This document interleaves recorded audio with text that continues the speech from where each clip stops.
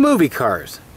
One owner car guy, oneownercarguy.com, and I started filming some videos here that I thought of cars that'd be cool movie cars. And kind of timeless classics, some of them, and just cool cars that are recognizable and just part of Americana, even though this is Germany-Acana. You just get used to seeing these slick classics on the road, and this is a nice clean car. And you know, you never know what somebody wanted in a movie. Maybe they want something perfect.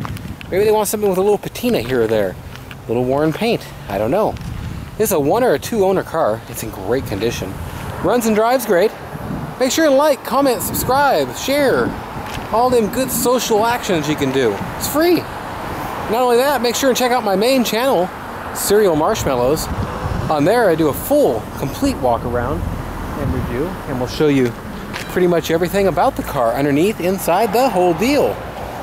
Well, that's that. My name's Nathan. It's 406-544-6919. Absolutely beautiful 1980 300D Mercedes-Benz.